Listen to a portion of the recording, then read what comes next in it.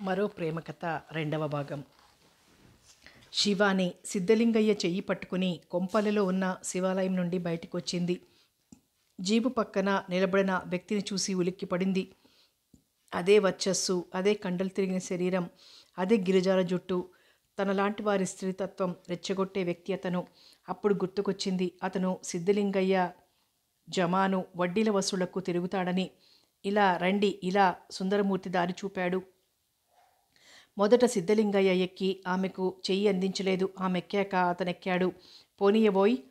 యజమాని ఆజ్ఞ వింటూనే ప్రాణం వచ్చినట్టు కదిలింది జీపు. శివానికి తన నిర్ణయం పట్ల ద్వైధీభావాలుండేవి ఆ క్షణం వరకు. కానీ సిద్ధలింగయ్య మేడ చూసి క్షణం కళ్ళు తిప్పుకోలేనట్లు నిలబడిపోయింది. ఆగండి. ఓ నిండు ముత్తైదువ హారతి తీసుకుని ఎదురొచ్చింది. ఆమె హారతి ఇచ్చి ఎర్రనీళ్లు తిప్పిపోసింది. కుడికాలు పెట్టు అన్నది. శివాని ఆ మెడలు అడుగుపెట్టి ఆనందంతో ఉప్పొంగిపోయింది. అతడిని అనుసరించి వచ్చిన వారంతా బయటనే ఆగిపోయారు. ఒక పహిల్వాన్లా ఉన్న అతను జవాను మాత్రం భార్యాభర్తల వెంట మేడ ఎక్కాడు. ఆయన వెళ్ళి అక్కడ ఖరీదైన పడక కుర్చీలో కూర్చున్నాడు. శివానికి ఏం తోచలేదు. నేలచూపులు చూస్తూ నిల్చుంది. కూర్చో. అతను పక్కనున్న కుర్చీ చూపాడు. శివాని కూర్చుంది. ఆబూ, వెళ్ళి కాఫీ పంపించు. ఆ పహిల్వాన్ వెళ్ళిపోయాడు. ఆ పహిల్వాన్ పేరు ఆబూ అన్నమాట. వెళుతున్న అతన్ని శివాని కన్నార్పకుండా చూసింది. సిద్ధలింగయ్య పైపు వెలిగించుకుని గుప్పు గుప్పుమంటూ పొగ వదులుతున్నాడు. గదిలో అందమైన పందిరి మంచం, ఒకవైపు సోఫా వేసి ఉంది. ఆ సోఫా ఎదురుగా సిద్ధలింగయ్య కూర్చునే మెత్తని ఖరీదైన సోఫా ఉంది. అది ప్రత్యేకంగా తయారు చేయించింది. నీలిరంగు ముఖమల్ గుడ్డతో కుట్టిన కవరు అందంగా ఉండి యజమానుల అంతస్తును తెలుపుతోంది.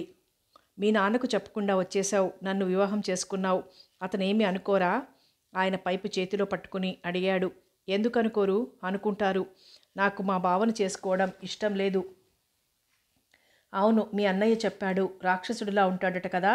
ఆయన చిన్నగా నవ్వుతూ అడిగాడు. అన్నయ్య? ఆశ్చర్యంగా చూసింది. అదే మీ సుందర్ అన్నయ్య. నా విషయం కూడా చెబుతున్నాను. ఇంత వయస్సులో పెళ్ళేమిటి అనుకోవచ్చు. నువ్వు నాకు కావలసినంత ఆస్తి ఉంది. వారసుడు లేడు. నీ కడుపునో కాయ కాస్తే. అతను మళ్ళీ పైపు పీల్చాడు. ఆమె పైట మెలిపెడుతూ అతని వంక చూసింది. వయసు ఎక్కువే అయినా తిండి సుఖం ఉండటం మూలాన తక్కువ వయసు కనిపిస్తోంది. చెంపల దగ్గర నెరిసిన జుట్టు, భారీ విగ్రహం. చూడటానికి బాగానే ఉన్నాడు. తెల్లని పంచె కట్టి పట్టు లాల్చీ వేసుకున్నాడు. ఒక నడి వయసు స్త్రీ టీ తీసుకొచ్చింది. చూడు వరదమ్మ, క్రింద అమ్మగారు అన్నయ్య ఉన్నారు, పిలు అన్నాడు.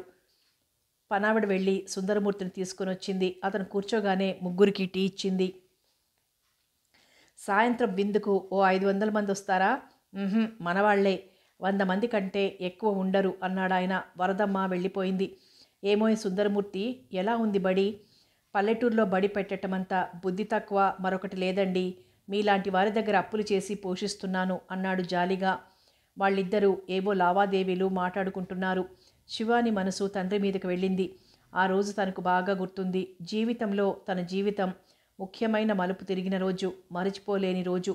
సుందరమూర్తి వచ్చి తండ్రితో సిద్ధలింగయ్య ఆయన ఆస్తిపాస్తుల గురించి తనను వివాహం చేసుకుంటాడని చెప్పాడు. ఏమయ్యో పంతులు, నీ తల తిరుగుతుందా ఏం? మా శివాని పుట్టగానే శ్రీకృష్ణకు పేరు పెట్టుకున్నాం. అది కాదండి, శివానికి శ్రీకృష్ణ అంటే ఇష్టం లేదు. అతను పెద్దగా నవ్వాడు. కావాలంటే అడగండి అన్నాడు సుందరమూర్తి. ఏందయ్యా, అది కాదని ఎప్పుడూ తనకిష్టం లేదని చెప్పదు అన్నాడు నమ్మకంగా. ఏం శివాని? అప్పా, మరి చెప్పలేక నీళ్లు మింగింది. ఏమిటి శివ? అతను బొమ్మలు ముడిచి అడిగాడు. మనము బీదవారమే, మనకు తోడు బావ అలాంటివాడే, అందుకని రెట్టించాడు అతను. కోపంగా ఉన్నాడని తెలిసిపోయింది. నా మాట వినప్పా అంది గాభరాగా. నోర్మొయ్. చూడు పంతులు, ఇంకొక మాట అన్నా నిన్ను తన్నించటం ఖాయం అన్నాడు. గెటౌట్ అన్న ధోరణిలో మాట్లాడాడు. ఏదో మంచి చెప్పబోయాను, నసుగుతూ వెళ్ళిపోయినా సాయంత్రం ఏటి ఒడ్డున కాపేసి పట్టుకున్నాడు. ఏం నిర్ణయించుకున్నావు శివాని? నువ్వే చెప్పు అంది తండ్రిపై కోపం తెచ్చుకుంటూ. నీకు మొన్ననే 18 వెళ్ళిపోయిందన్నావు. హాయిగా నీ ఇష్టప్రకారం చేసుకోవచ్చు. మా నాన్న ఇష్టపడటం లేదంటే వినిపించటం లేదా? నీ ఇష్టం చెప్పు. అతను అరగంట మరోసారి షావుకార్ ఐశ్వర్యం వర్ణించాడు. చివరికి శుక్రవారం నాడు ఏటికి వెళ్ళినట్టు వెళ్ళి ఏరు దాటి కొంపల్లి గుడిలో వివాహం చేసుకోవాలని నిర్ణయించుకున్నారు. సిద్ధలింగయ్య గారికి అన్నీ నేను అర్థం చేస్తాను హామీ ఇచ్చాడు. అతను మాట నిలుపుకున్నాడు. ఏరు దాటేసరికి జీపు సిద్ధంగా ఉంది. వచ్చేసింది. తండ్రి సాయంత్రం వరకు ఎదురు చూడడు. ఆ తర్వాత వెతుకుతాడు. శివాని సుందరమూర్తి పిలుపుకి ఉలిక్కిపడి ఇటు తిరిగింది. అక్కడ భర్త లేడు. ఆయనేరి? ఆశ్రిత జనం ఎవరో వచ్చారు, మనకు ఏకాంతం కల్పించారు అన్నాడు వంకరగా నవ్వుతూ. అదేమట్లా చెప్పావు? అన్నా చెల్లెళ్ళ వరుస పాడు చేశావు. మై గుడ్నెస్, బావి వరుసలు సరిగ్గా ఉంటేనే అనుమానం రాదు. ఏమో, నాకు అబద్ధాలంటే భయం. నిజం నిర్భయంగా చెప్పు. మీ ఆయన ఏమేం చేశాడు? అంటే అదే కిస్సింగ్సు, ప్రెస్సింగ్సు. నన్న ఈల వేసి రాగం తీశాడు. సిగ్గులేదు. ఆమె ముఖం కందిపోయింది. నీ ముందే సిగ్గు విడిచేశాను. ఆమెను దగ్గరకు తీసుకోబోయాడు. ఏమిటిది? ఆయన వస్తే ఇప్పుడప్పుడే రారు, నాకు ఆ సంగతి తెలుసు అన్నాడు ఆమెను నలిపివేస్తూ. శివాని కూడా అతని ఆకర్షణకు లొంగిపోయింది. మెట్ల దగ్గర శబ్దం వినిపించగానే ఇద్దరూ విడిపోయారు. అతనేదో పత్రిక పట్టుకుని కూర్చున్నాడు. ఆమె కిటికీ దగ్గరికి వెళ్ళి నించుంది. అమ్మగారు, అయ్యగారు హైదరాబాద్ వెళ్ళిపోయారు. మీరు భోజనం చేసి విశ్రాంతి తీసుకోండి. వరదమ్మ వచ్చింది. మంచిది అన్నది. వరదమ్మ తీక్షణంగా సుందరమూర్తిని చూసింది. శివాని కలవరపడిపోయింది. నేను స్నానం చెయ్యాలి అన్నది మాట మారుస్తూ. ఇదిగో ఇక్కడే బాత్రూమ్. ఆమె వచ్చి చూపింది. జీప్లో నా హ్యాండ్ బ్యాగ్ ఉంది, పట్రా అన్నది దర్పంగా. మంచిది అంటూ వరదమ్మ వెళ్ళిపోయింది. శివాని, నువ్వు మొదట చేయవలసిన పనేమిటో తెలుసా? ఏమిటి? ఏదైనా నేరం మోపి ఈ వరదమ్మను వరదలో కలిపేయి. అతని మాట పూర్తి కాకుండానే మరో పనికుర్రాడొచ్చి సుందరమూర్తికి గది ఏర్పాటైందని చెప్పాడు. అతను చేసేది లేక వెళ్ళిపోయాడు. వరదమ్మ చిన్న హ్యాండ్ బ్యాగ్ తెచ్చింది. అందులో జాకెట్లే ఉన్నాయి. ఈ బీరువా చనిపోయిన దేవకమ్మ గారిది. చీరలున్నాయి. మీకు ఇష్టమైనవి కట్టుకోండి. తాళం చెవులు అక్కడ దిండు క్రింద ఉంటాయి. ఆమె అన్నీ చూపించింది. శివాని మైమర్చిపోయినట్టు నిల్చుండిపోయింది. మరో జన్మ ఎత్తిన శ్రీకృష్ణ ఈ స్థితికి చేరుకుంటాడా? అతనింట్లో కప్పులేని స్నానాల గది గుర్తుకొచ్చింది. ఒరేయ్ కావుడు, సున్నిపిండి పట్రావే అనే అత్తయ్య అరుపులు గుర్తుకొచ్చాయి. అమ్మగారు గట్టిగా వరదమ్మ పిలిస్తే ఈ లోకంలోకి వచ్చింది శివాని. ఏమిటి? ఈ సుందరయ్య మీకు బంధువా? అవును. కాదు, వరుస కన్నవుతాడు. అతని గురించి ఈ ఊళ్ళో ఏమంత మంచిగా చెప్పుకోరమ్మా, జాగ్రత్త అని వెళ్ళిపోయింది. వరదమ్మను దారి పట్టించమని ఎందుకు చెప్పాడో అర్థమైంది. ఆమె స్నానం చేసి బీరువా తాళం తీసింది. అన్ని జరీ చీరలే. నైలెక్స్లు, జార్జెట్లు లేవు. పై అరలో ఉన్న చాందిని ప్రింటెడ్ చీర తీసుకుని కట్టుకుంది. డ్రెస్సింగ్ టేబుల్ పైన ఉన్న అలంకార వస్తువులను చూసి ఆశ్చర్యపోయింది. మెల్లగా కూర్చుని అలంకరించుకుంది. భోజనం చేసి నిద్రపోయింది. 3 గంటలకి అలికిడైతే లేచింది. భర్త వచ్చి మంచానికి అవతల చివర నడుం వాల్చాడు. చటుక్కున లేవబోయింది. పర్వాలేదు, పడుకో పడుకో అన్నాడు. అన్న విననట్లే లేచింది. ఎలా ఉంది మా ఇల్లు? చాలా బాగుంది అంది సంతోషంగా. మీ నాన్నకు చెప్పి రావాలా? ఉత్తరం రాసి సుందరమూర్తికి ఇచ్చాను, అతను వెళ్ళిస్తాడు అన్నది. అతను కబుర్లు చెప్తూనే నిద్రపోయాడు. ఆమె మెల్లగా పుస్తకాలున్న బీరువా దగ్గరికి వెళ్ళింది. అన్నీ తన అభిరుచికి దూరంగా ఉండేవే. రామకృష్ణ పరమహంస, వివేకానంద సూక్తులు, చిన్మయానంద ఉపనిషత్తులు అలాంటివే ఉన్నాయి. విసుగ్గా బీరువా మూసివేసింది. మళ్ళీ టీ వచ్చింది. సిద్ధలింగయ్య ఆమెను పిలిచి తన పక్కన సోఫా చూపాడు. ఆమె కూర్చుంది. ఇద్దరూ టీ తాగారు. అతను ఓ చిన్న అందమైన పెట్టె తీశాడు. అందులో ఉన్న నగలు ఆమెకిచ్చాడు.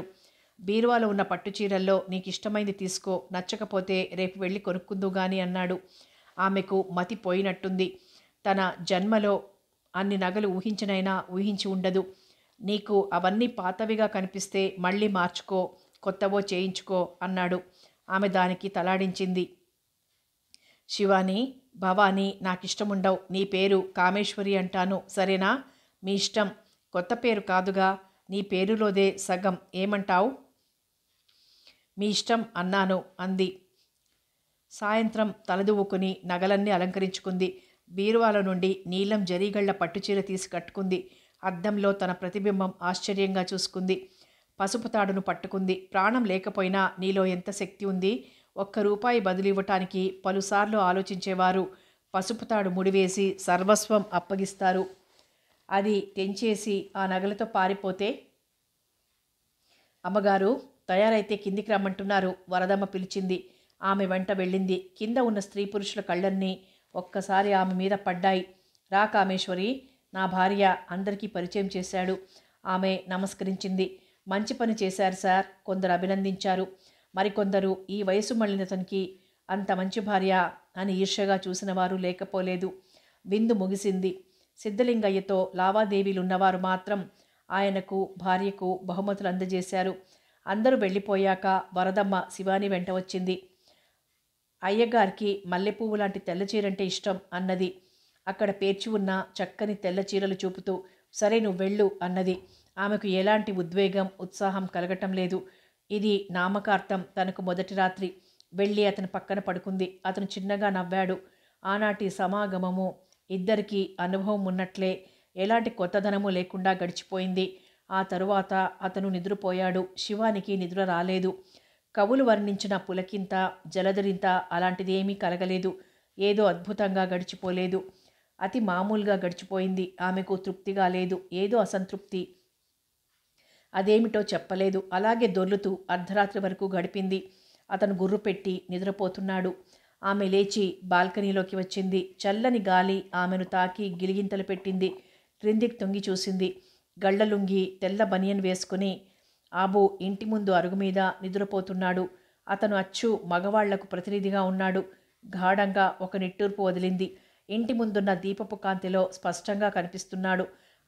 అతని వయస్సు 25-30 మధ్య ఉంటుందేమో.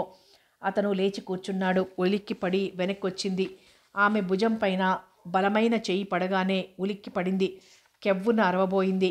సుందరమూర్తి నోరుతో ఆమె నోరు నొక్కివేశాడు. పక్కనున్న గదివైపు లాక్కుపోయాడు. బండరాయిపై కూర్చొని అక్కడున్న చిన్న చిన్న రాళ్లేరి ఏటిలో వేస్తున్నాడు శ్రీకృష్ణ. అతనికి పిచ్చి పట్టినట్టుంది. అతను శివానిని ఒక కాముకురాలవుతుందనుకున్నాడు. కాంక్షతో ప్రజ్వరిల్లే ఆమె కళ్ళు చూసి. కానీ డబ్బుకు ఆశపడిపోతుందనుకోలేదు. అమాయకంగా ఉండే అమ్మాయిని ఆత్మీయుడిగా ప్రేమించాడు, ఆరాధించాడు. దానికి ఫలితం ఈ ఆవేదన. మీరిక్కడున్నారా? మీ అమ్మ మీకోసం చూస్తోంది. తలెత్తాడు. సుశీల నిలబడి ఉంది. ఎందుకు? మీరు భోజనం చేయలేదట. అయితే నిన్ను పంపడం దేనికి? వేణు లేడు? లేచి బట్టలు దులుపుకున్నాడు. నేనే వచ్చాను. ఈసారి కళ్ళెత్తి చూశాడు. ఇద్దరి కళ్ళు కలుసుకున్నాయి. ఆమె కళ్ళల్లో అపురూపమైన ఆరాధనాభావానికి చలించిపోయాడు. ఆమె సిగ్గుతో తల వంచుకుంది. అతను మాట్లాడక ఇంటిదారి పట్టాడు. సుశీల వెనకే ఉండిపోయింది. అతని ఇంట్లో అడుగుపెట్టి ఆగిపోయాడు. రుద్రప్ప దాదాపు ఏడుస్తున్నాడు. పెళ్లి చేసుకుంటే చేసుకుందే పార్వతమ్మ.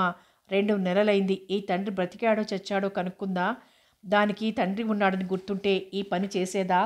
ఎంత ప్రేమగా పెంచాను, ఎంత గారాభంగా చూశాను. ఈ ముసలి వయసులో ఆదుకుంటుందనుకున్నాను. దానికి నా కొడుకు లాంటి భర్తను పొందే అదృష్టం లేదు. వెర్రి నాయన ఆగమ్మ పక్షిలా తిరుగుతున్నాడు. శ్రీకృష్ణ ఒక్క నిమిషం తనను తాను సంభాళించుకున్నాడు. స్వార్థపరులు తమ కోసం బ్రతుకుతారు. తనలాంటి వారు తన వారి కోసం బ్రతకాలి. పుణ్యపురుషులు దేశం కోసం బ్రతుకుతారు. తాను దేవదాసు కాడు, రోమియో అంతకంటే కాదు, మామూలు మనిషి. మామయ్య, నువ్వు నేను లేననుకుంటే ఇలా దుఃఖించు. కృష్ణ ఇటు తిరిగి బావురమన్నాడు రుద్రప్ప. ఎండమావుల వెంట పరిగెత్తే వారిని చూసి జాలిపడాలి మామయ్య. నువ్వు తండ్రివి, దుఃఖించటంలో అసహజమేం లేదనుకో. వచ్చి అతని దగ్గర కూర్చున్నాడు. నువ్వు ఆ ఇంట్లో ఒంటరిగా ఉండొద్దు మామయ్య, అందరం ఇక్కడే ఉందాం. ఆ మాట అనుకురా. శివార్చన లేనిదే మంచినీళ్లు ముట్టని నేను ఇక్కడెలా ఉంటాను? ఇక్కడి నుండి వెళ్ళి పూజ చేసుకోకూడదా? కూడదురా, కూడదు. ఆ అయ్య ఆరాధనలో సేవలో ఏం తక్కువ చేశానో అందుకే నా జీవితం ఇలా అయింది. వణుకుతూ లేచాడు. ఎవరెంత చెప్పినా రుద్రప్ప వినలేదు. వెళ్ళిపోయాడు ఏడుస్తూ. తండ్రి కూతుళ్ళిద్దరూ మొండివారేరా తండ్రి. ఏ ఒట్టంటే ఆ ఒట్టు. మనకలా ఉండటం చేతకాదురా నాయనా. పార్వతమ్మ గొణుక్కుంది. మూర్ఖత్వం, అంతకంటే మరేం లేదు. ఆలయ ప్రాంగణంలోనే ప్రేమ కలాపాలు కామక్రీడలు సాగించిన శివానిని శిక్షించలేదేం? శ్రీకృష్ణ ఆవేశంగా అన్నాడు. ఏమిటా నువ్వు అంటున్నది? ఆమె ఆశ్చర్యంగా చూసింది. అవునమ్మా, ఆ దగాకోర్ సుందరమూర్తితో కులికింది. అన్ని అనుభూతులు పంచుకుందట. ఎవరు చెప్పారు? అతని బడిలో ప్యూన్గా చేరిన రామనరసు చెప్తున్నాడు. కొన్ని మాసాలుగా సాగుతోందట. శివాని అతని బడికి రావటమో, అతను ఆలయానికి వెళ్ళటమో. శివ ఆమె కళ్ళు మూసుకుంది. ఇంకెక్కడి శివుడు? ఆయన ఆలయం విడిచి పారిపోయి ఉంటాడు అన్నాడు. అతని మాటలు చాలా బాధగా వచ్చాయి. పార్వతమ్మ అతని కంటి నీటిలో హృదయ ప్రతిబింబం కూడా చూడగలిగింది. భగవాన్, నా కొడుకును ఆ ప్రేమ పాశం నుండి విముక్తుడిని చెయ్యి అని ప్రార్థించింది. అమ్మా, ఆయన మొండితనం ఆయందే, కనీసం రోజు భోజనం పంపించు అన్నాడు. ఆ విషయం నువ్వు చెప్పాలా అన్నది కళ్ళొత్తుకుని ఆమె. శ్రీకృష్ణ అందరికీ చెప్పగలుగుతున్నాడు, అంతటా తిరగగలుగుతున్నాడు. కానీ అతని మనసు మాత్రం వెనక్కి తవ్వి తవ్వి తన ఊహలు, తను కన్న కమ్మటి కలలు గుర్తుకు తెస్తోంది. దేవదాసు పార్వతి కోసం భగ్న ప్రేమికుడయ్యాడంటే పిరికివాడనుకున్నాడు. రోమియో జూలియట్ కథ విని ట్రాష్ అనుకున్నాడు. లైలా మజ్నులను చేతకాని వాళ్లుగా భావించాడు. ఈనాడు తన స్థితి ఎలా ఉంది? తన ప్రేమ శివానిని బంధించలేకపోయింది. తన ఆరాధన ఆమెను అడ్డగించలేకపోయింది. కిట్టిబాబు ఏదైనా చెప్తే మర్చిపోయేవాడా? 3 రోజులాయే సర్కార్ ఎరువుకు చెప్పి పెద్ద జీతగాడు తల్లితో చెబుతుంటే ఉలిక్కిపడ్డాడు. చిచి, తన ఒక్కడి కోసం ఊహించుకోలేకపోయాడు. వెంటనే ప్రయాణమయ్యాడు గ్రోమోర్ తేవాలని. రుద్రారం చిన్న ఊరు. ఏది కొనాలన్నా కొంపలికి వెళ్ళాలి. అక్కడ శివాని కనిపిస్తే తన పిచ్చిగాని షావుకార్ సిద్ధలింగయ్య భార్య తనకు కనిపిస్తుందా? కొంపల్లిలో ఒక్క నిమిషం ఉండలేకపోయాడు. సంచులు ఎత్తించుకొని వచ్చాడు. ఎండాకాలం బండ్లు నడుస్తాయి వాగులో. ఎరువులు కొని దగ్గర వేసి అక్కడే పని చేయిస్తూ కూర్చున్నాడతను. తనను తాను నిగ్రహించుకోవటానికి చాలా మానసిక బలం కూడదీసుకోవాల్సి వస్తోంది. అందుకు పని ఉండాలని, అది ఉంటే ఎంతైనా మర్చిపోవచ్చని ఉన్న పని లేని పని కల్పించుకున్నాడు. అలా వారం రోజులు గడిచేసరికి కొంత పుంజుకున్నాడు. ప్రేమంటే ఏమిటి, దానికి నిర్వచనం ఏమిటి అని మరో కొత్త జిజ్ఞాసలో పడ్డాడు. పొలం నుండి ఇంటికి వచ్చి దినపత్రిక తీసుకొని కూర్చున్నాడు. అన్నయ్య, నీకు జగతక్క ఉత్తరం రాసింది. ఏది? చించిన ఉత్తరం తెచ్చిచ్చాడు. ఎన్నిసార్లు చెప్పాన్రా నా పేరున ఉత్తరాలు నేనే చించాలని? కోపంగా తమ్ముడి వంక చూశాడు. వాడు కాదురా, నేనే చించాను. పార్వతమ్మ ముసిముసిగా నవ్వింది. ఒక్క క్షణం ఆలోచించి ఉత్తరంలో ఏముందో గ్రహించాడు. చదవకుండానే చెబుతాను చూడు. జగతికి పాపాయి పుట్టబోతోంది. అవునా? అదేం నీకెలా తెలుసు? మంత్రం వేసి తెలుసుకున్నాను, సరేనా అన్నాడు నవ్వుతూ. చాలా రోజుల తర్వాత కొడుకు ముఖం మీద నవ్వు చూసిన పార్వతమ్మ తేలిగ్గా నిట్టూర్చింది. మరో విషయం కూడా రాసిందిరా. ఏమిటి? వాళ్ళ చిన్నమామ కూతురు లీలను చూడలేదు? నేనెప్పుడు చూశాను? అయ్యో రాత. జగతి పెళ్లిలో మగపెళ్లి వారి తరపున పెత్తనమంతా చేసింది. ఆకుపచ్చ పట్టుచీర కట్టుకుంది. ఆ రోజు త్రిపుర, శివాని, నువ్వు అంతా ఆకుపచ్చ చీరలే కట్టారు అన్నాడు తల్లిని ఉడికిస్తూ. ఒరేయ్, అయ్యలేదు, నన్ను పిచ్చిదాన్ని చేసి ఆడిస్తున్నావు. ఏరా వేణు, నిజమా? అమ్మే మనల్ని ఆడిస్తుందన్నయ్యా. విన్నావా అమ్మా? పక్కున నవ్వాడు శ్రీకృష్ణ. విన్నాను. ఆ పిల్లను నువ్వు చూసావో లేదో చెదిమి దీపం పెట్టవచ్చు. అరే, వాళ్ళ ఊర్లో కరెంటు లేదా? ఏ ఒట్టంటే ఆ ఒట్టు. నీ వేషాలు ఇక సహించేది లేదు. ఏమనుకున్నావో? ఆ పిల్లనిస్తారట. ఆ పిల్లకు కూడా నువ్వంటే ఇదంటే నవ్వి లేచాడు కృష్ణ. ఒకసారి వెళ్ళి జగతిని చూసిరా. నాకిప్పుడు పెళ్లి విషయాలు, ఇంటి విషయాలు మాట్లాడే తీరిక లేదు. అట్లాగే జగతికి చెప్పు, ఈ పెళ్లిళ్ళ పేరక్క వేషాలు మాని కాస్త వార్తాపత్రికలు, మ్యాగజైన్స్ చదవమను. అతను బయటికి నడిచాడు.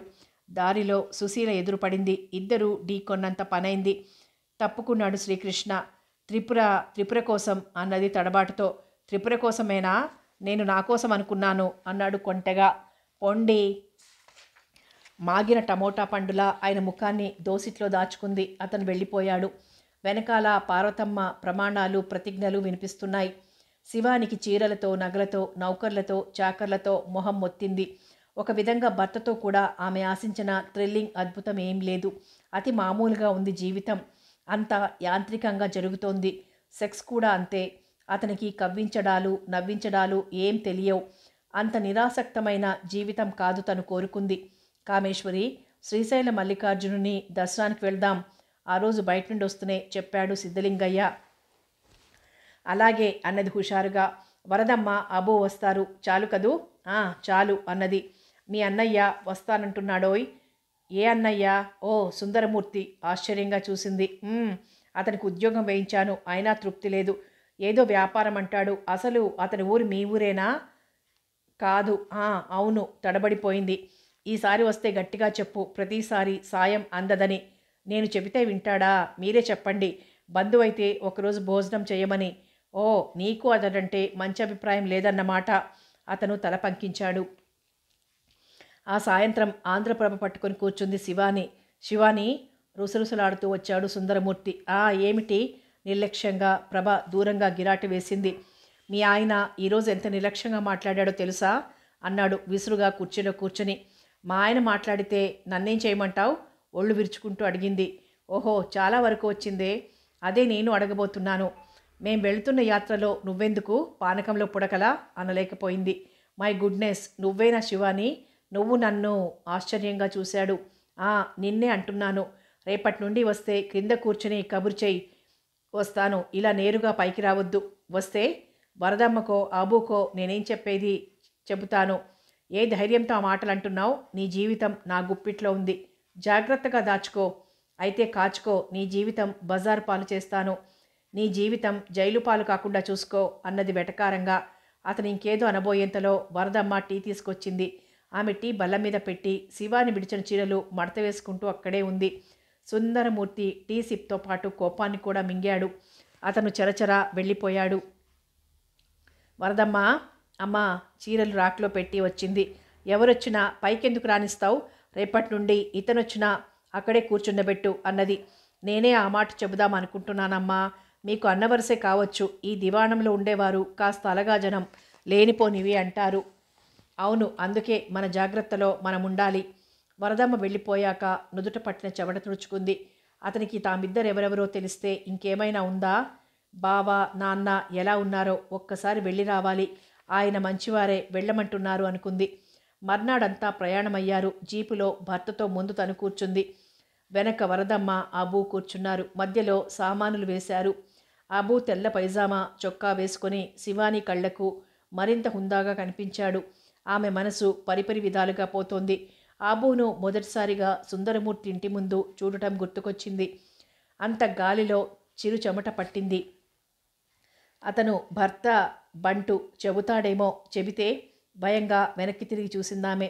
అబూ పర్వాలేదన్నట్టు నవ్వాడు. నిజంగా నవ్వాడా? తనే భ్రమపడిందా? ఏమిటి, మంచినీళ్ళు కావాలా? సిద్ధలింగయ్య అడిగాడు. సామాన్లు అన్నీ వచ్చాయో లేదానని. వరదమ్మ ఉంటే మనం నిశ్చింతగా ఉండొచ్చు. ఆమె అన్నీ చూసుకుంటుంది అన్నాడు సిద్ధలింగయ్య. అలాగా అన్నది.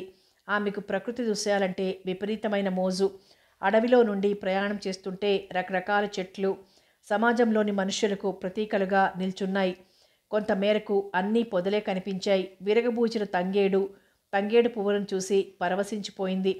అక్కడే ఆ మొక్కల్లో ఓ మొక్కై, ఆ పువ్వుల్లో ఓ పువ్వై ఉండిపోదామనిపించింది. ఎదురుగా దూరంగా ఓ చిన్న గుడిసె కనిపించింది. ఈ కారడివిలో గుడిసెలు వేసుకుని ఎవరుంటారు అనుకుంది. దగ్గరగా వెళ్ళాక చూస్తే అది తన భ్రమ అని తేలిపోయింది. చిన్న తాడి చెట్టు ఆకులు అలా పరుచుకున్నాయి.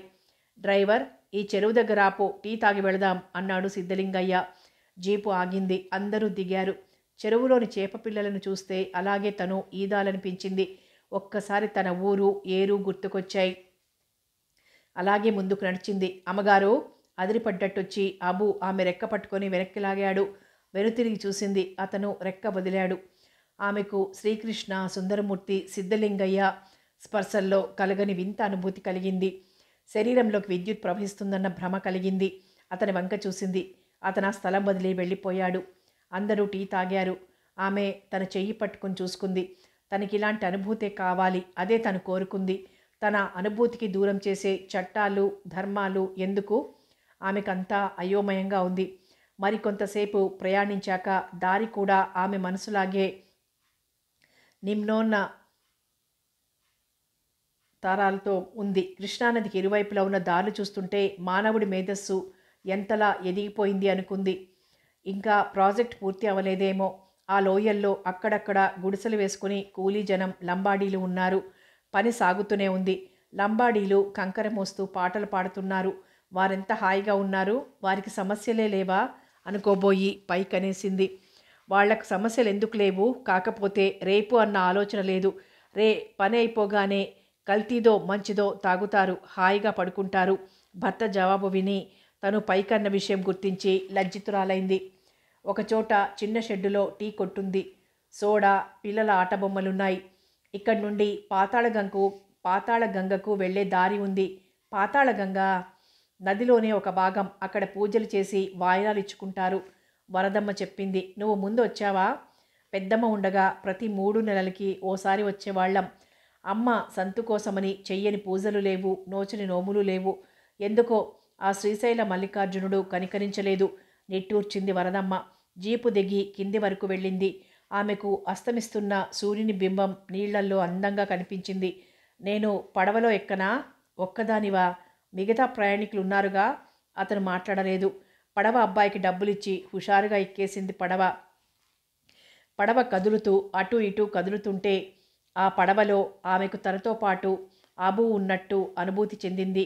ఆమె నీళ్లలోకి చూస్తూ పడవ చివరకు వెళ్ళినట్టు, నీళ్లలో పడితే కథానాయకుడిలా అబూ వచ్చి ఆదుకున్నట్టు అనిపించింది. అబూ కోసం చూసింది. అతనెటో చూస్తూ గట్టు మీద అయ్యగారి పక్కనే ఉన్నాడు. పడవ యువతలికి పక్కకొచ్చేసింది. గాఢంగా నిట్టూర్చింది. అరగంట తరువాత మళ్ళీ జీపు బయలుదేరింది. అక్కడికి శ్రీశైలం దగ్గరే వెళ్ళి వాళ్లకై ఏర్పాటైన కాటేజీలో దిగారు. వరదమ్మ మరోసారి టీ అందరికీ ఇచ్చింది. తినటానికేం తీసుకురాలేదా? శివాని అడిగింది. తెచ్చానమ్మా. ఆమె చేగోడీలు, వేయించిన శనగపప్పు తెచ్చిపెట్టింది. సిద్ధలింగయ్య పేపర్ చదువుకుంటూ నడుం వాల్చాడు. ఆమె కుర్చీలో కూర్చుంది. బయట కూర్చున్న అబూ, వరదమ్మ గొంతులు వినిపిస్తున్నాయి. అబూ, నీ భార్యను తెచ్చుకోవా? మా మామ ఒట్టి అనుమానం మనిషి. కూతురు చిన్న పిల్లంట. మరో ఏడాది దాటాక పంపడంట. నీకు దమ్ముల్లేవురా? మరి కొట్టి తీసుకురానా? శివానికి అబూకు వివాహం కావటం బొత్తిగా నచ్చలేదు. ఆమె మనసంతా చేదు మింగినట్టయింది. మరి ఎన్నాళ్ళు ఇలా ఉంటావు? దానికి తెలివి వచ్చే వరకు. అదైనా మంచిదా? ఆ అబ్బలాంటిదేనా? బంగారం. బంగారం అమ్మా. నేనంటే ఎంతో ఇది. ఆ మాటల్లోని మైమరుపు చూస్తే శివానికి కోపం వచ్చింది. అబు పెళ్ళాం తనకంటే అందగత్తె కాబోలు. ఏమిటోరా అందం చందం అంటూ మా మేనలుడికి పెళ్లి చేశామా? బొత్తిగా బరితెగించిన పిల్ల. 4 కాలాల పాటు చల్లగా చూడాలి గాని. శివానికి ఒళ్ళు మండిపోయింది. ఆడదాని జన్మంటే ఎవరో ఒకరిని చల్లగా చూడాలనేనా? ఆడదైనా మగాడైనా తన కోసం అలమటించే జీవి ఉండాలని కోరుకుంటారా? అప్పుడే ఆ జీవితం సార్థకమవుతుంది అనుకున్నది. తనను ప్రేమించేవారెవరు? సినిమా స్లైడ్లా శ్రీకృష్ణ బొమ్మ ఎదురుగా నిల్చుంది. చిచి లేచిందామె. ఏమిటి కాముడు, ఏమైంది? ఆదరణగా అడిగాడు. ఏదో పాకినట్లయితే అన్నది. ఆ రాత్రి భోజనం చేసి పడుకున్నారు. 2వ రోజు దర్శనం చేసుకొని అక్కడంతా తిరిగి చూసి వచ్చి భోజనాలు చేశారు. తిరగటం వల్ల బాగా అలసిపోయారు. సిద్ధలింగయ్య, వరదమ్మ ఓ పక్క కోసినా మేల్కొనే ప్రసక్తి లేనట్లు నిద్రపోయారు. శివాని కాసేపు అటు ఇటు దొర్లింది. తోచక బయటికొచ్చింది. కాటేజ్కి కొద్ది దూరంలో ఉన్న చెట్టు మొదట్లో కూలబడ్డాడు అబూ. అతను అరమోడ్పు కన్నులతో చెట్టు పైభాగం చూస్తున్నాడు. అబూ, మీ ఆవిడ గుర్తుకొచ్చిందా? అతను ఉలిక్కిపడి లేచి నిల్చున్నాడు. కూర్చో కూర్చో, అంత దూరం నడిచావు, అలసటగా లేదు? ఇదో దూరమా అమ్మగారు? వసూళ్లకు వెడితే ఒక్కొక్క రోజు 15-20 మైళ్ళు నడుస్తాను. డ్రైవర్ ఏడి? అన్నది అక్కడే ఉన్న ఓ బండ మీద కూర్చొని. అతను హోటల్లో ఉన్నాడు, పిలవమంటారా? వద్దు, ఊరికే అడిగాను అన్నది. కాసేపు మౌనం. అబూ, మీదే కులం? మీకు వచ్చింది ఆ సందేహం అంటూ అబూ నవ్వాడు. అందరూ అడుగుతారా? ఆహా, ఏ అబ్దుల్ అని అంటే ముస్లిం అని, ఆనంద్ అంటే హిందూ అని, ఏ యాంటనీ అని ఉందనుకోండి క్రిస్టియన్స్ అనుకుంటారు. ఇది సహజమే. అసలు సంగతి చెప్పనే లేదు. కులం మతం దేనికండి? మనసు ముఖ్యం. అవుననుకో. నా కులాన్ని మీరే నిర్ణయించండి. మా అమ్మ ముస్లింలలో షియా జాతి, మా నాన్న కాపు. నా పేరు గురించి దెబ్బలాడుకుని అబు అని పెట్టుకున్నారు. నీ భార్య ముస్లిం యువత? కాదండి, మా అత్త మా మేనమామను పెళ్లి చేసుకుంది. అది మత సంకరమేననుకోండి. సంకరజాత మంచిదా అని అడగలేదు. అబు ఏం పేరో తెలుసుకుందామని, అంతకంటే ఏం లేదు. పర్వాలేదులేండి. అతను గడ్డి పీకేస్తూ కూర్చున్నాడు. మాటలు పెగల్లేదు. శివానికి ఇంతకంటే మంచి అవకాశం రాదనుకుంది. చూడు అబు, నువ్వు సుందరమూర్తి దగ్గర అప్పు వసూలుకు వచ్చినప్పుడు నేను అక్కడున్న సంగతి మీ అయ్యగారితో చెప్పావా? అతను తేరిపార చూశాడు. చూసిన విషయాలు చెప్పటం అలవాటే, కానీ నీ విషయం చెప్పలేదులేండి. నాపై అంత దయ కలిగిందా? కాదు, మీ పరిస్థితి అర్థం చేసుకోగలను. ఏదో ఆశ, భయం, తప్పు చేశానన్న భావం లేకపోతే ఈ వయసు మళ్ళీ నాయన్ని ఎందుకు చేసుకుంటారు? అబూ కృతజ్ఞతాపూర్వకంగా అతని చేతి మీద తన చేయి వేసింది. నువ్వు చదువుకున్నావా అని అడగాలని ఉంది. అతను బాధపడతాడని అడగలేదు. దూరం నుండి డ్రైవర్ రావటం చూసి అతడిని వదిలి కాటేజ్లోకి వచ్చింది. ఆమె మనసంతా దూది పింజలా ఉంది. శ్రీకృష్ణ పూర్తిగా యంత్రంలా మారిపోయాడు. 24 గంటల్లో 20 గంటలు పనిచేస్తున్నాడు. ఈ సంవత్సరం త్రిపుర వివాహం చేస్తే తనకు నిశ్చింత. కట్నాలు ఎక్కువ ఇవ్వకపోతే అమ్మాయి ఉద్యోగస్తురాలా అని అడుగుతున్నారు. అందుకే కట్నం కాస్త ఎక్కువే ఇవ్వాలి. అతని దృష్టిలో కట్నం పీడించి తీసుకోవటం పాపం. కానీ స్త్రీ ధనం క్రింద వారి వారి స్తోమతను బట్టి ఇచ్చి పుచ్చుకోవటాలు పాపం కాదంటాడు. అతను హైదరాబాద్ వెళ్ళి ఎలక్ట్రిక్ డిప్లొమా చేసి BHELలో పనిచేసే కుర్రాడిని చూచొచ్చాడు. అతనికి సిటీలో ప్లాట్ కొనిస్తే చాలట. అది కొని త్రిపుర పేర పెట్టాలని నిశ్చయించాడు. కృష్ణ, పార్వతమ్మ వచ్చింది. ఏమిటమ్మా అన్నాడు విసుగ్గా, చేలో మందు చల్లే విధానం వివరిస్తూ. అది కాదురా, వాళ్ళు ప్లాట్ అడిగారు. బాగుంది. ఎన్ని గజాలు, ఏ పేటలో కావాలో చెప్పారా? ఈసారి కుతూహలంగా చూశాడు. ఇందాక వాళ్ళ బంధువుల అబ్బాయి వచ్చాడు. నాకు ఆ పేట పేరు తెలిసి చావదు. Abide road అక్కడట. 100-20 రూపాయలకు గజం చొప్పున 500 మాట్లాడుకున్నారట. అతని చేతిలోని పొట్లం జార విడిచాడు. అందుకేరా, ఇదిగో మా వల్ల 10,000 5,000 అవుతుందని ఖచ్చితంగా చెప్పాలి. అలాగేలేమ్మా. జీతగాడిని పంపించి ఆలోచనలో పడ్డాడు. అతను లేచి చెప్పులేసుకొని ఆ సంబంధం చెప్పిన ఆయన దగ్గరికి వెళ్ళాడు. బాబాయ్, ఖచ్చితంగా డబ్బెంత కావాలో అడుగు. వాళ్ళు ఇష్టం వచ్చిన చోట ప్లాట్ కొనుక్కుంటారు. కనీసం 50,000 అడుగుతారా? 50,000? శ్రీకృష్ణ తల తిరిగిపోయింది. అవునరా, BHELలో ఉద్యోగం అంటే మాటలా? అదీ కాక పర్మనెంట్ అయ్యి నైట్ కాలేజీలో చదువుతున్నాడు. ఇంకా ఏవేవో చెప్తూనే ఉన్నాడతను. శ్రీకృష్ణ వచ్చేశాడు. స్త్రీ ఉద్యోగం చెయ్యలేదు కాబట్టి ఆమె రక్షణ కోసం పసుపు కుంకం క్రింద అంటూ డబ్బో పొలమో నగలో ఇచ్చేవారు. అదెంత వికృత రూపం దాల్చింది. అతని మనసు ఏ పని మీద లగ్నం కావటం లేదు. అటు ఇటు తిరిగి రాత్రి భోజనాల సమయానికి ఇంటికొచ్చాడు. లత, వేణు పద్యాలు బట్టి పెట్టడం తప్ప మరే శబ్దం లేదు. త్రిపుర, ఏమన్నయ్యా? చదువుతున్న నవల పట్టుకునే వచ్చింది. ఏమిటా నవల? ఏదో డిటెక్టివ్ నవల. సుందరమూర్తి సార్ బడి మానేసి వెళ్ళిపోతూ ఇవన్నీ ఇచ్చి వెళ్ళిపోయాడు. ఓ, అమ్మేది? వీరభద్రం మామయ్యతో మాట్లాడుతోంది. మామయ్యకు అన్నమిచ్చొచ్చారా? నీకు అమ్మ చెప్పలేదా అన్నయ్య? వారం రోజులుగా మామయ్య ఉదయం ఒక్కపూటే భోజనం చేస్తున్నాడు. అతని హృదయంలో మొండి బాకు దిగినట్టయింది. ఎందరు తల్లిదండ్రులను ఎదిరించి వివాహాలు చేసుకోవటం లేదు? అంతా ఇలాగే ప్రవర్తిస్తున్నారా? ఆత్మాభిమానం కలవాడు అనుకున్నాడు. వడ్డించేయి, ఆకలిగా ఉంది అన్నాడు. తనే పీటలు వాల్చుకొని కూర్చున్నాడు. లత, వేణులొచ్చారు. అతని చేతిలో ఉన్న పుస్తకం తీసి తిప్పాడు. అంతే, ఒకచోట అతని కళ్ళు నిశ్చలంగా ఆగిపోయాయి. అలాంటి వాక్యాలు చదివి యువతరం మతిపోగొట్టుకున్నారంటే ఆశ్చర్యపోవాల్సిన పనేం లేదు. బూతులో పుట్టాం, బూతు మాట్లాడితే తప్పేం అంటారు కొందరు. లైంగిక చర్యలను శాస్త్రీయంగా చెప్పటం వేరు, జుగుప్సాకరంగా చెప్పటం వేరు. అన్నయ్య, ఆ పుస్తకం ఇటివ్వు కంగారుగా అడిగింది త్రిపుర. ఇస్తానమ్మా, నువ్వు చదవగా లేంది మీ అన్నయ్య చదివితే తప్ప. శ్రీకృష్ణ కళ్ళు నిప్పులు కురుస్తున్నాయి. ఇదొక్కటేనా? ఇంకా ఉన్నాయా? 4 ఉన్నాయి అన్నయ్య, లత చెప్పింది. లత త్రిపుర బద్ధశత్రువు. తల్లి త్రిపురను ప్రత్యేకంగా చూడడం లతకిష్టం లేదు. ఎక్కడున్నాయి? అక్కయ్య పుస్తకాల బీరువాలో. వేణు పరిగెత్తుకు వెళ్ళి తీసుకొచ్చాడు. లత చేత అగ్గిపెట్టి తెప్పించి అన్నింటినీ అంటించాడు. త్రిపుర కళ్ళనీళ్లతో చూస్తూ ఉండిపోయింది. అయ్యో అయ్యో, ఏమిట్రా అది? పార్వతమ్మ వచ్చింది కంగారుగా. బుర్రలకు పట్టిన చెదలు. ఆ మసి తీసుకువెళ్ళి బయట వేశాడు. అదేదో త్రిపుర ఘనకార్యమే అయి ఉంటుందని ఊహించిందామే. ఇప్పుడు గొడవ చేసి కొడుకు మనసు పాడు చేయడం ఇష్టం లేదామెకు. ఏం పిల్లలో ఏం పాడో, ఏదో వాడు అలసిపోయి వస్తాడన్న జ్ఞానం లేదు. రండి రండి అన్నది వంటింట్లోకి వెళ్తూ. కలయో వైష్ణవ మాయయో అన్నట్టుగా చూశాడు లత, వేణు. త్రిపురపై ఈగ వాలనివ్వదామే. అందరూ భోజనాలు చేశారు. ఆ ఇంట్లో పడక గదులు అవి విడిగా లేవు. ఈ మధ్యే శంకర్ జగదంబ కోసం వసారాలోని గది దులిపి పాత సామాను తీసి పాత పందిరి మంచం వేసింది పార్వతమ్మ. అందరూ మధ్య హాల్లోనే పడుకుంటారు. తండ్రి పోయిన దగ్గర నుండి ఆయన వాడే పీట మంచం మీద శ్రీకృష్ణ పడుకుంటాడు. అప్పుడప్పుడు వేణు కూడా పడుకుంటాడు.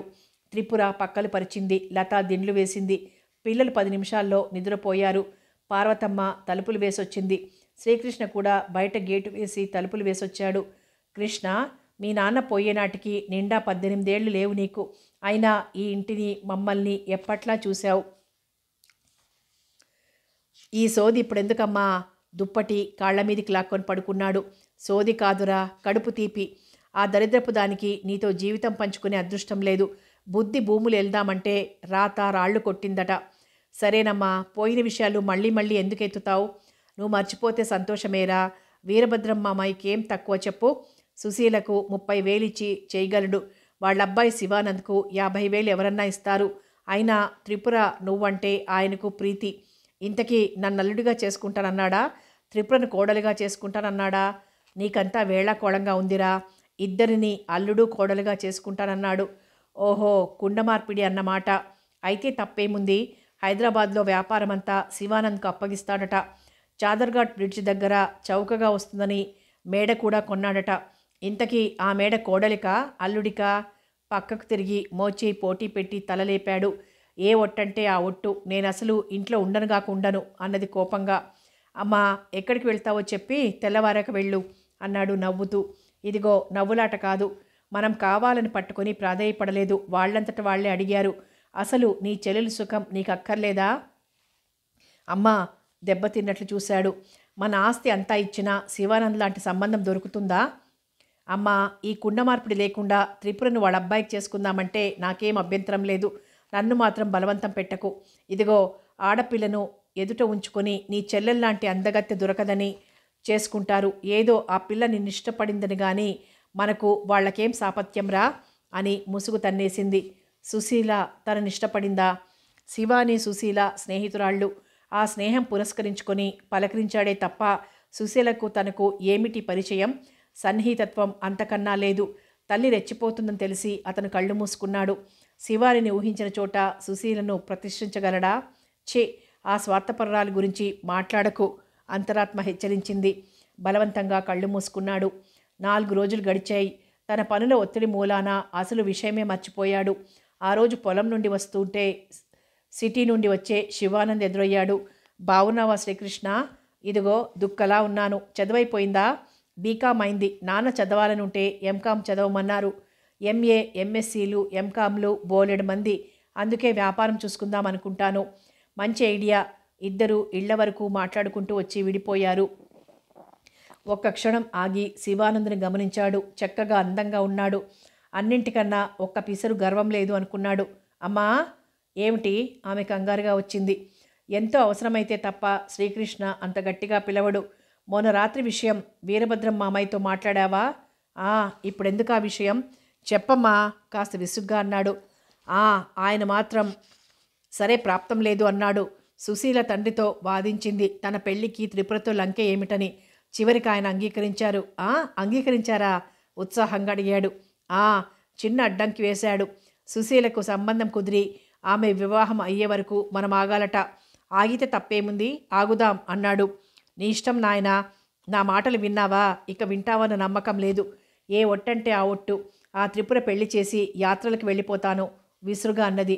శ్రీకృష్ణ నవ్వుతూ వెళ్ళి ఆమె భుజాల మీద చేతులాంచాడు. త్రిపురదే కాదు, లత, వేణుల వివాహాలు చేసినా నువ్వెక్కడికి పోలేవమ్మా. నా వివాహమైతే తప్ప. ఆ బలహీనత గ్రహించే నన్నిట్లా ఆడిస్తున్నావు అన్నది కోపంగా. నవ్వుతున్న ముఖం చూసి మాట్లాడలేనట్టు లోపలికి వెళ్ళిపోయింది. కథ కొనసాగుతుంది.